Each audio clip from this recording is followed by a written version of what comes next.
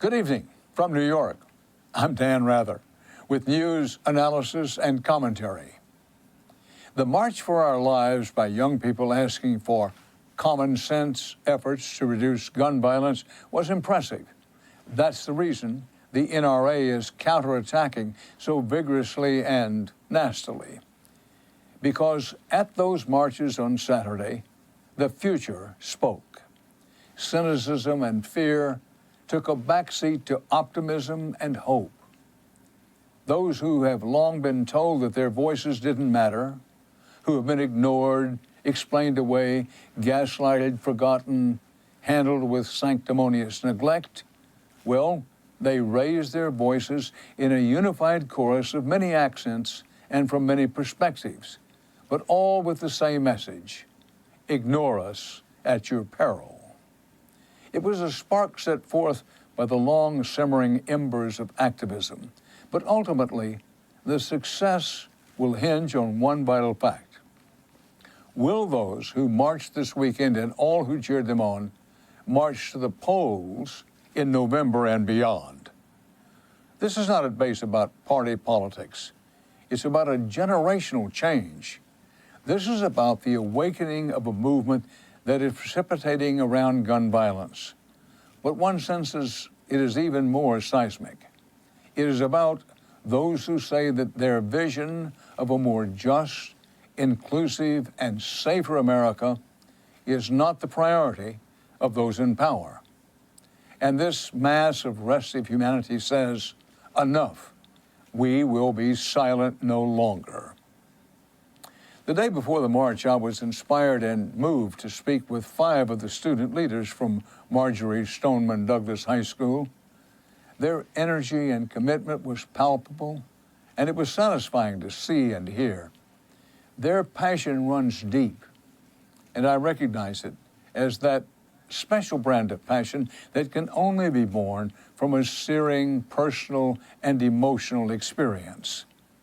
Entrenched interests like the NRA, who seek to blunt these students' message, endeavor to paint them as pawns of adult liberal activists. That's a charge that is insulting and false. I noticed how bipartisan this group was. Some are Republican. Some have parents that lean that way. Some come from homes that have guns. They are not the caricatures the NRA would have you see. Listen to my exchange when I asked student Alex Wynn to respond to a hypothetical NRA argument. I'm not going to, quote, let them come for my guns. You say what? We're not coming for your guns. That's the biggest thing, is that it is okay if you own a gun. David and Cameron, both of their households, their fathers own guns. It's not an issue of owning a gun for protection, because I understand a lot of people feel that they need that they have the need to be protected, that they feel that they need to be protected, especially if, you feel that you're not in a, quote, safe neighborhood. Because at the end of the day, this country was built on the foundation of we have the right to bear arms. And we're not saying we don't have the right to bear arms, but what we're saying is that when you put an AR-15, which is a weapon of war, in the hands of a 19-year-old or an 18-year-old or any civilian for that matter without any training, that's a weapon that's sole purpose is for killing people. It's not for protection, it's not for hunting, it's for killing people. These young people are pleading with the president, with elected leaders, with anyone who can make a difference, pleading to act in the name of safety, reason, and rationality. They know correctly that polling shows a majority of the country believes in common sense gun laws, and they insist that they will make their voices heard in the streets and at the ballot box. We shall see what happens, but I personally would not bet against them. If you want evidence of the shifting tide against gun violence, one of the oldest and largest gun makers in the country, Remington, filed for bankruptcy approximately 24 hours after hundreds of thousands of children around the country joined the March for Our Lives to say no to gun violence. It was just over 5 years since a Remington rifle was used to kill 26 children and teachers at Sandy Hook Elementary School in Newtown, Connecticut. But here's what you should know about Remington. It's not dead. Not yet. Remington was bought in 2007 by a massive private equity firm called Cerberus.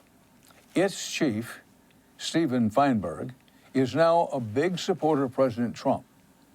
Ironically or poetically, both men helped push Remington off a cliff. Feinberg was not interested in owning a classic American company that sold a fine-tuned product made in Maine to a handful of gun connoisseurs. He was interested in money. So he saddled Remington with almost $1 billion in debt, and he rolled up Remington with a bunch of other gun companies and shipped Remington manufacturing off to a factory that didn't know how to make quality rifles. Connoisseurs stopped buying them. So Feinberg created a new market for Remington's semi-automatic rifles, targeting insecure man-children who believed Remington's new ads promising them guns would make them men. The ads worked. Then came Sandy Hook, and Remington found itself in the media's crosshairs. And then came President Trump. And now gun owners, no longer threatened by the previous man in the White House, no longer felt the need to buy more guns. So they stopped. And now Feinberg is turning Remington over to its creditors. And here's where it gets interesting. Because unlike Feinberg's private equity firm, the new owners have very public profiles. They care a lot what the public thinks about them. One of them is Franklin Templeton, a publicly held financial services firm. The other new Remington owner is J.P. Morgan Chase, whose CEO, Jamie Dimon, is one of the most well-known and influential titans of Wall Street. Remington's new owners have said they want to get rid of the company as soon as they can turn a profit on the sale. But here's the question. Who out there wants to buy the company that brought us the Sandy Hook Elementary School massacre? J.P. Morgan Chase might get stuck with Remington, which would make CEO Jamie Dimon one of America's most prominent gun makers. Not, I promise you, a title he was looking for. So here's what I'd like respectfully to say to Mr. Dimon. You have an opportunity here. Remington is a rounding error for you. Let it die. Don't tell us that the law requires you to make money for your shareholders. Holding on to Remington, keeping it alive, will cost them more money than killing it. Ask Steven Feinberg. Ask the Sandy Hook parents suing Remington. Because if you don't kill Remington, when the next Remington is used to carry out the next Sandy Hook, the person we'll be asking will be Jamie Dimon. Now, I want to talk about how we talk about the Austin bomber and other white criminals. Do it just after this. I see what we all see. The deep divisions, the endemic injustices, the uncertainty about our future. We have sometimes stumbled. We have sometimes fallen short. But we can renew our national purpose if we recognize that what unites us is far greater and stronger than all that divides us.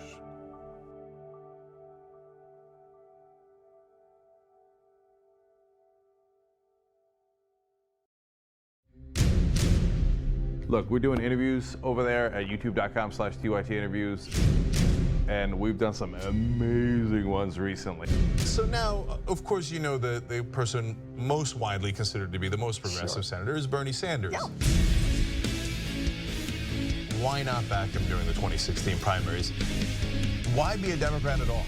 And we're in a time where you cannot, in good conscience, sit on the sidelines of history. I want to pass along some outstanding new reporting about Houston. But first, some context and perspective. 6 months after Hurricane Maria, Puerto Rico has been largely forgotten, but it is not alone. We have been tracking the slow recovery on Puerto Rico. 7% still don't have electricity. Water supplies have been compromised. Suicide rates have soared. And nearly 250,000 people have fled the island, those with the means to do so anyway. The poorest are left behind. But Puerto Rico is not alone in its neglect. One of America's largest cities has also been forgotten.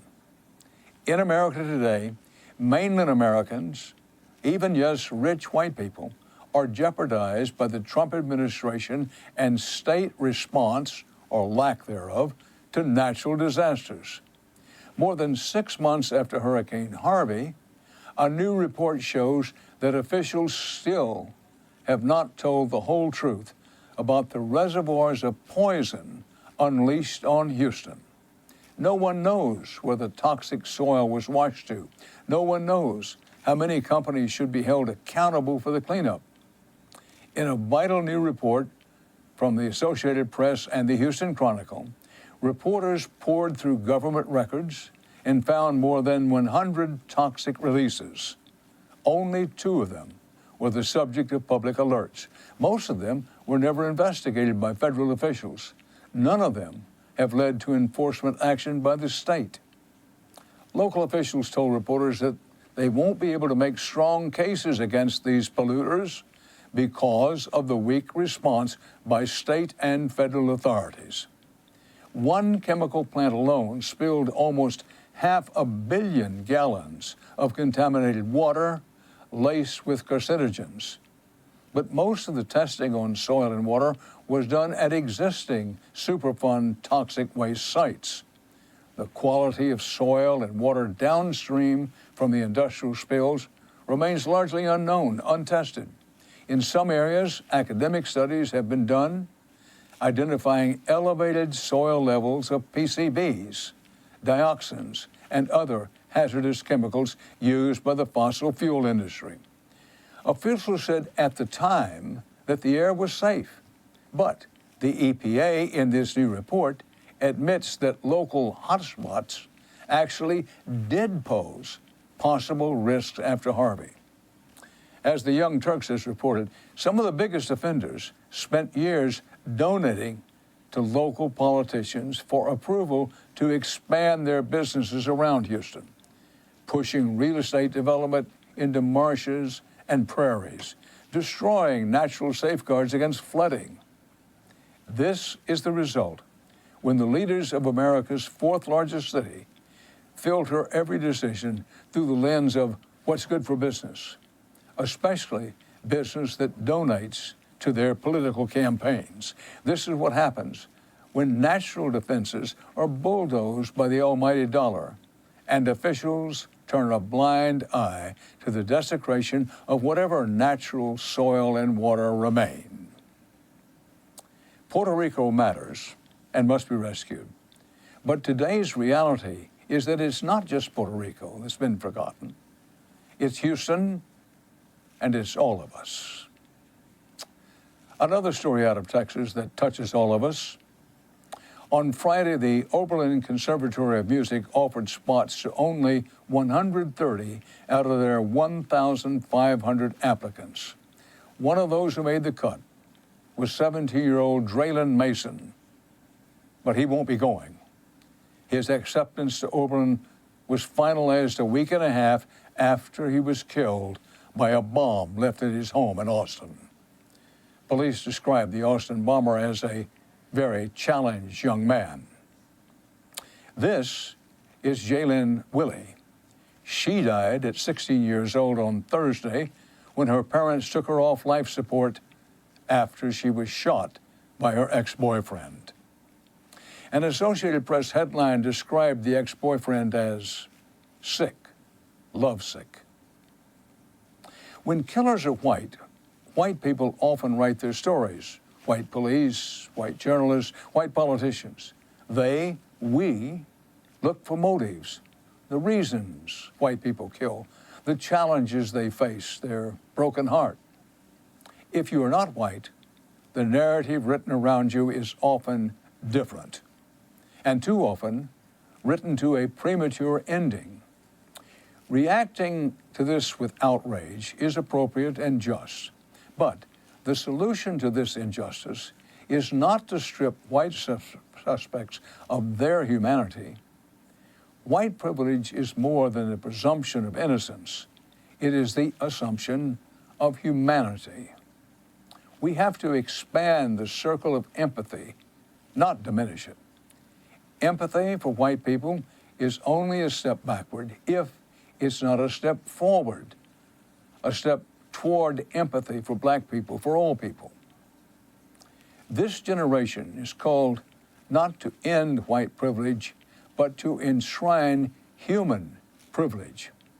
If we truly want to be the home of the brave, we must act like it, rejecting paranoia, reasoning toward inclusiveness. All of that can be scary, but it's who we're supposed to be, and it's better than this. So, President Trump has chosen his new national security advisor. Some say, not good. My thoughts on John Bolton in just a moment.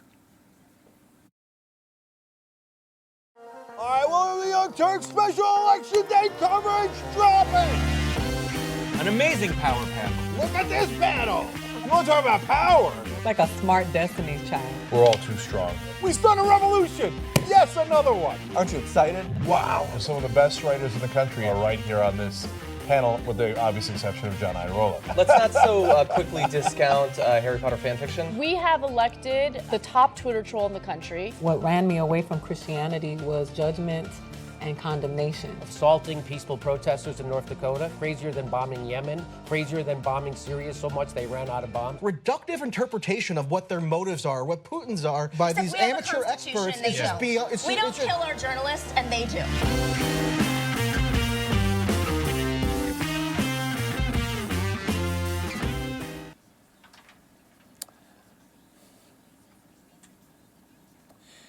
John Bolton suddenly is about to become one of the most powerful men in the United States, having been chosen by President Trump to be his new national security advisor. This scares a lot of people, and by no means all of them Democrats. The reason is that they fear Bolton may take the nation into a new war. Now, that may or may not be unfair to the man, but based on his long record of being inside our government, it is understandable. Bolton was one of the chief advocates for the war in Iraq, who did not see it as a mistake, even after it was over, and the general consensus became that the Iraq war was a strategic blunder of historic proportions. And, like other Trump appointees, John Bolton holds other extreme views to this day, unfettered by the rude reckoning reality had for those views in the past. Extreme views Bolton proudly espouses. It's not merely that Bolton's answer to Iran's aggression and North Korean nuclear ambitions is U.S. military action, with lives lost in the process. It's not even that Bolton thinks diplomacy won't work. It's that he thinks trying diplomacy is wrong. Wrong because, by his definition, it involves American capitulation to others. Wrong because, by his definition, it means America does not get its way in all things and all ways. Bellicosity and arrogance do not make Bolton an outlier in this administration.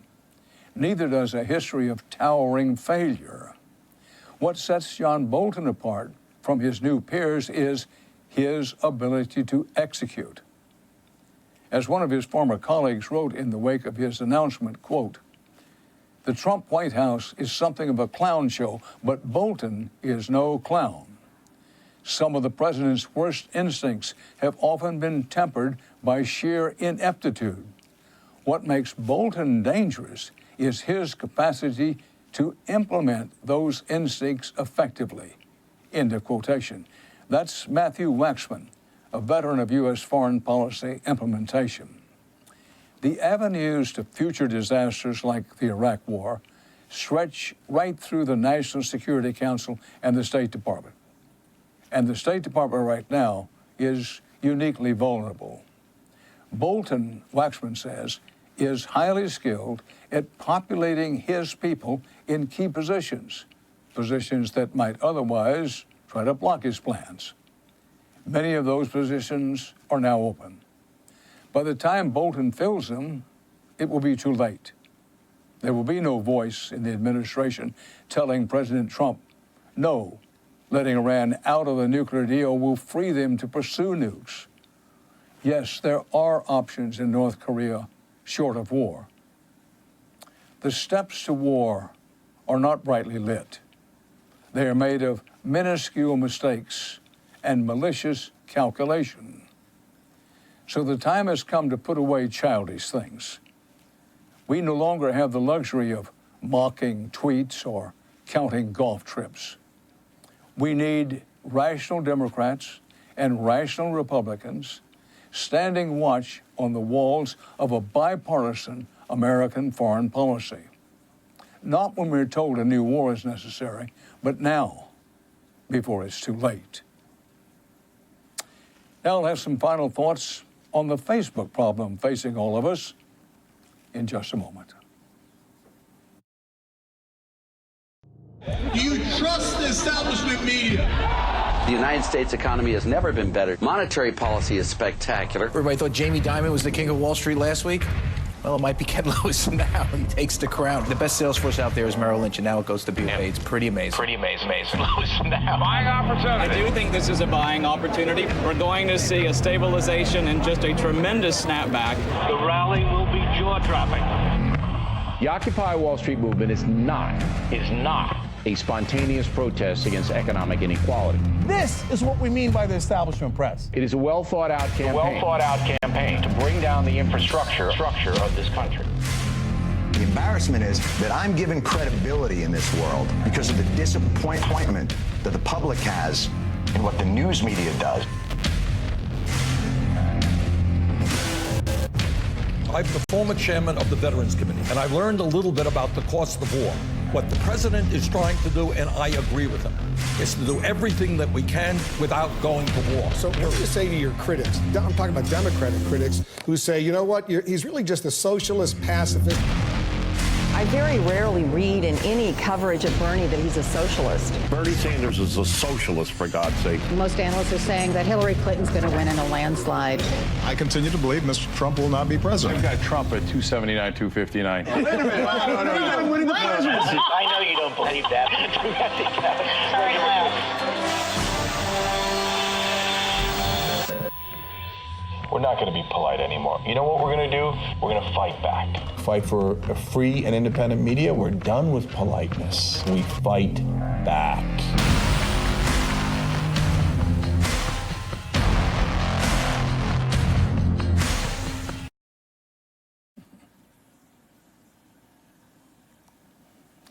Finally tonight, a message from Mark Zuckerberg.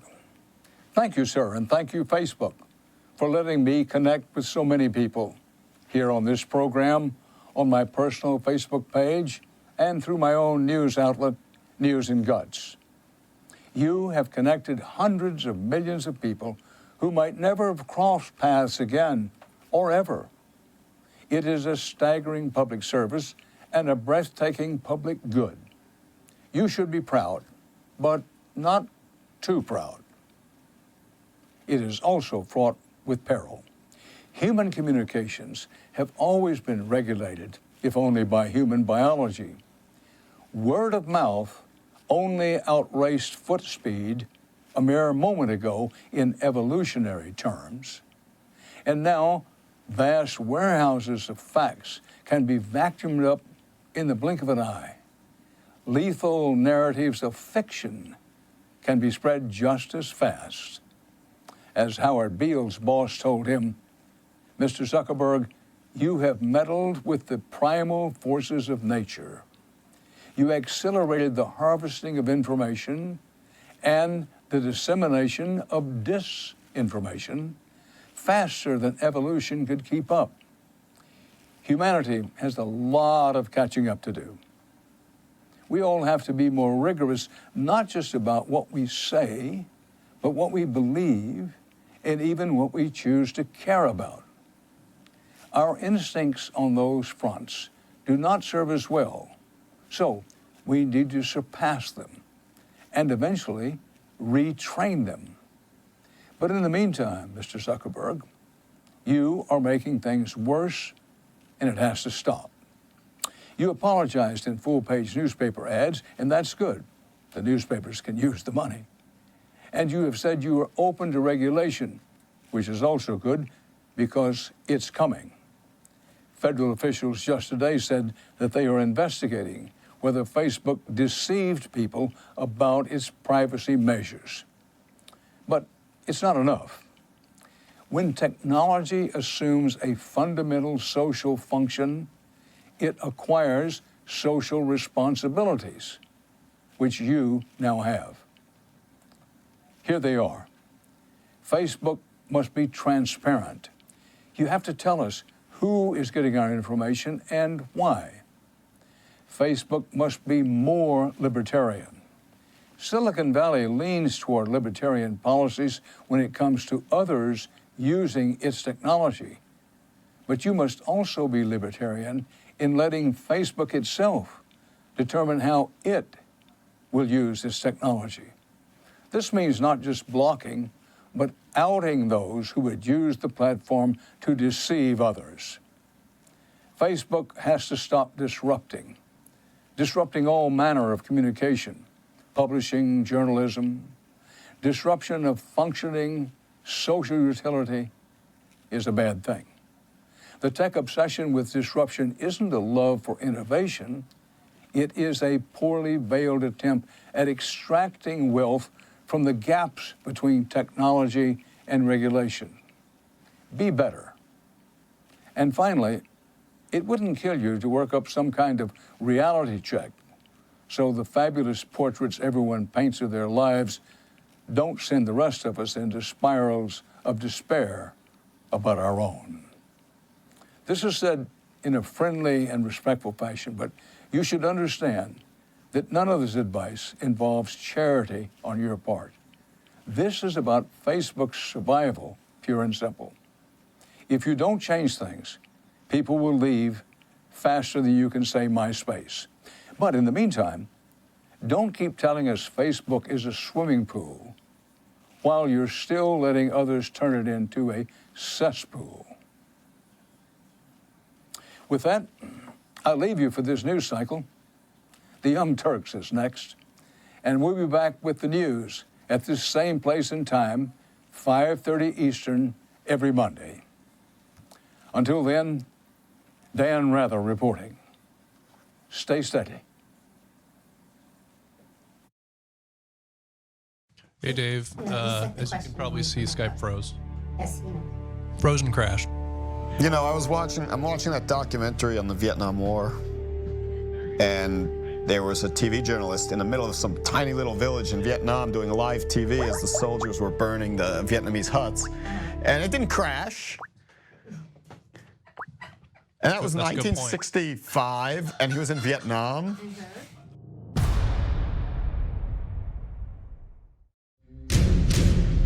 Look, we're doing interviews over there at youtube.com/TYT interviews, and we've done some amazing ones recently. So now, of course, you know the person most widely considered to be the most progressive senator is Bernie Sanders. Yeah. Why not back him during the 2016 primaries? Why be a Democrat at all?